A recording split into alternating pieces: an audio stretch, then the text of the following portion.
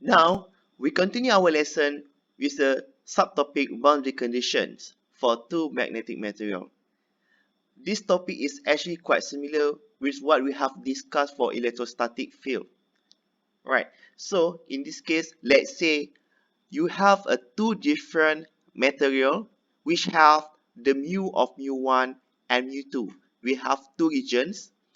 Then, what happens if there is a magnetic field inside one region and going into another region?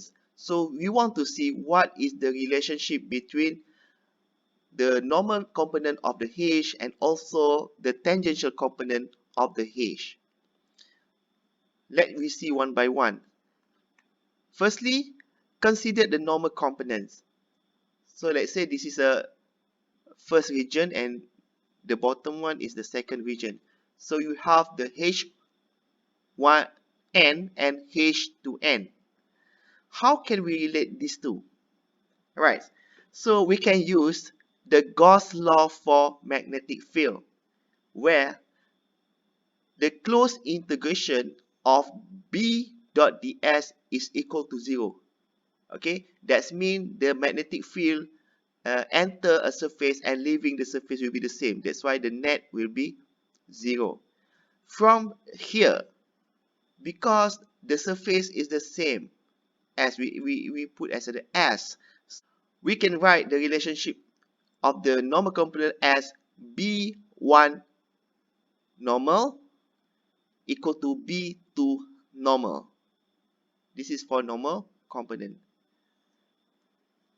For the tangential components, right, so the relationship between H1 tangent and H2 tangent can be determined by using the Ampere Circuit Law, where the closed integration of H dot dl is equal to I enclosed. Let's say if you have the surface current at the boundary between these two magnetic materials, so when we rewrite this, it becomes H1 tangent minus H2 tangent equal to Js. Right? From here,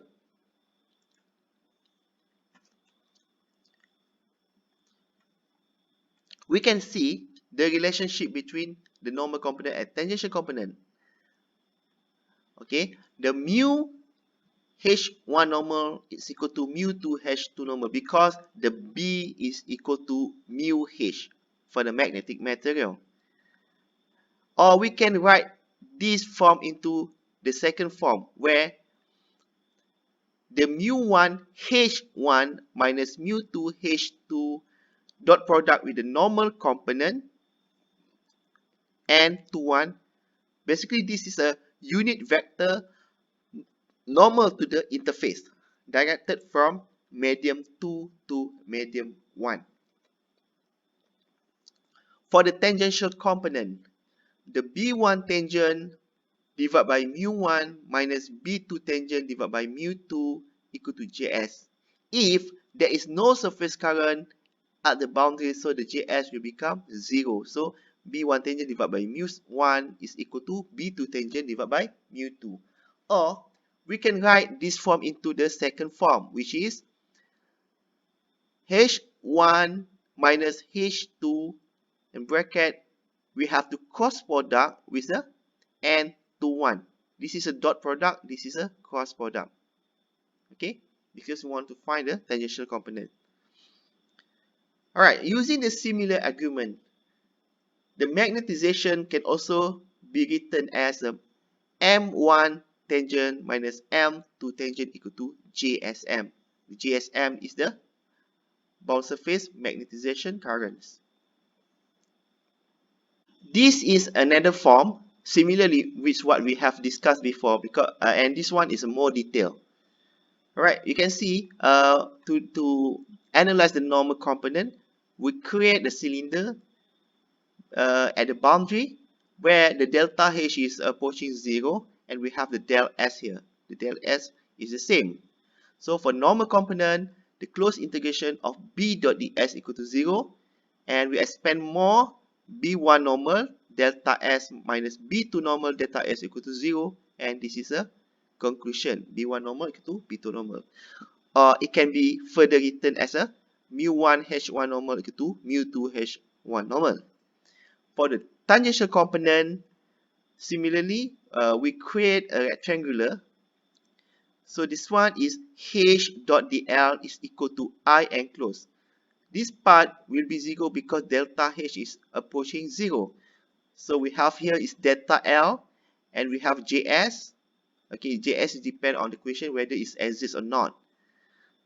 Right, so the H dot dl equal to I enclosed equal to Js dl.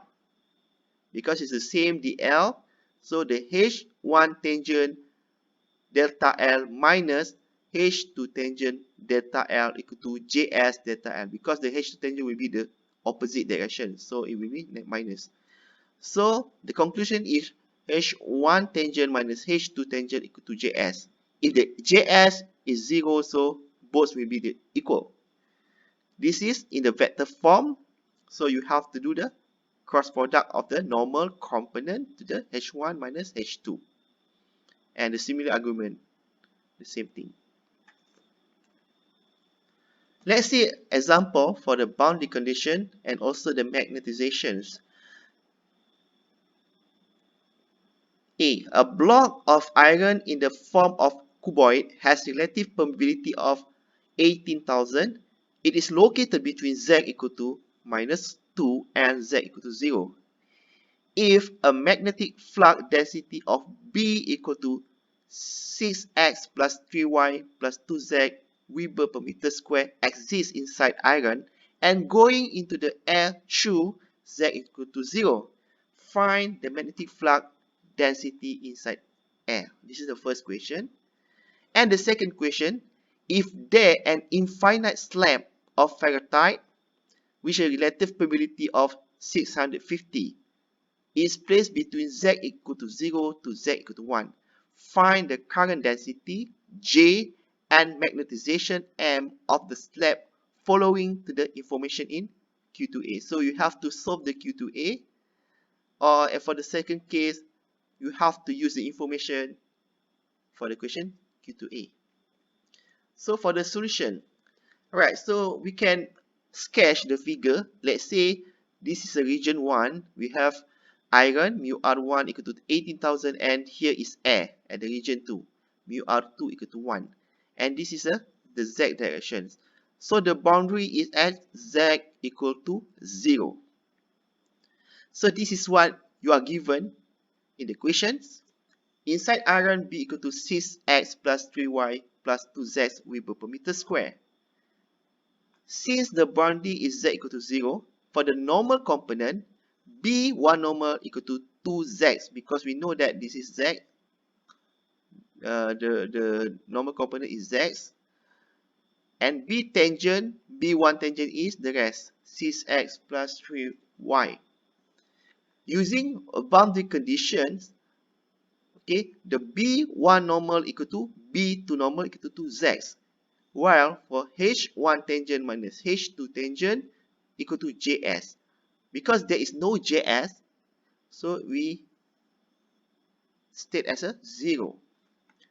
With assumption there is no surface current at boundary, H1 tangent is equal to H2 tangent, and the H1 tangent equal to B1 tangent divided by mu1 equal to B2 tangent divided by mu2. And the mu1 can be expanded to mu R1 mu naught and mu2 to mu R2 mu naught. Therefore, the B2 tangent is equal to mu R2 divided by mu R1 multiplied by B1 tangent equal to 1 over 18,000 plus dot with a 6x plus 3y.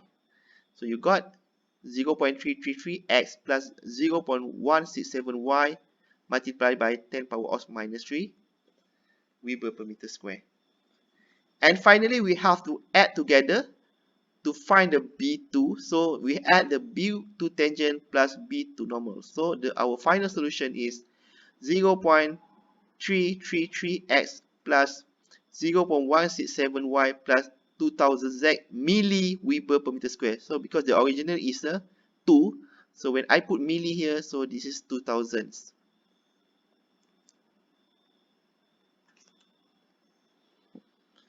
And then for the second questions, right, what happen if we put a ferrite at between Z equal to 0 and Z equal to 1? So the mu R2 equal to 650. And we have the B inside the region 1, 6x plus 3y plus 2z Weber per meter. Right, so the boundary is still the same place, which is Z equal to 0.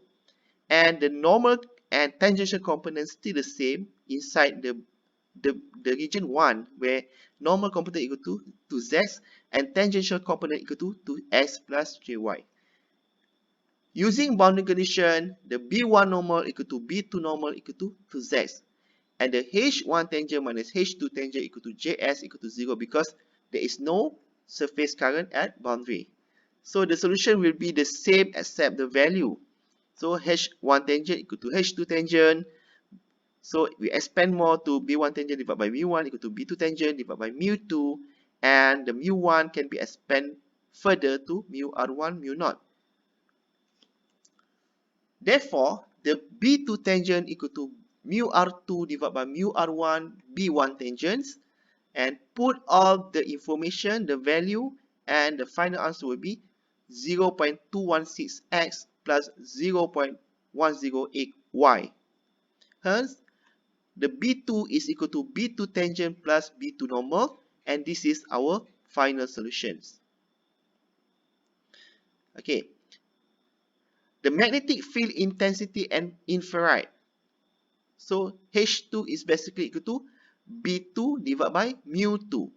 So the answer we have to be divided by mu R2 mu 0, which is 350 mu 0. So our final solution for magnetic field intensity is equal to 264.44x plus 132.22y plus 2448.53z ampere per meter.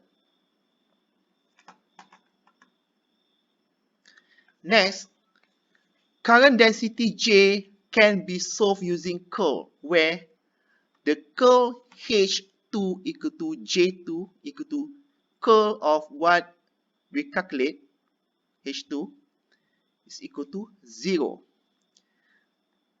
Alright, why 0? Because all the component, we can see the S component, Y component, and Z component, all is a constant. So when you solve the curl, everything will become 0. And then the magnetization M equal to B2 divided by mu 0 minus H2. So you put the value and you can find the magnetization to be 171.622x plus 85.18y plus 1589.1 z kilo ampere per meter. This is the value of magnetization. Alright, so for your own revision, please study example in page 378 Sadiku related to boundary condition for infinite slab. And then you are required to find the volume current density, the bound volume magnetization currents, magnetization vector, and bound surface magnetic currents. And also, please study example in page 379 Sadiku related to solenoid. I will not showing you anything about solenoid, but you have to know what is a solenoid.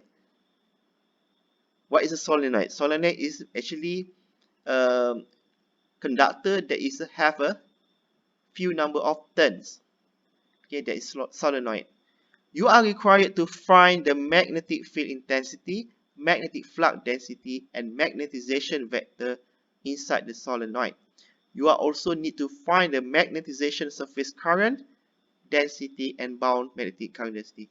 Actually, this example, the page 379, is actually related to the final exam question for the last semester.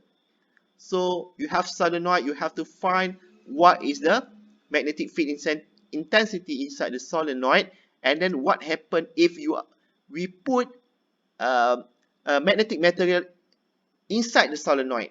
So you have to find the new magnetic field intensity. So you have to understand the concept of BH for free space, for magnetic material, and for the solenoid, what happened for the solenoid.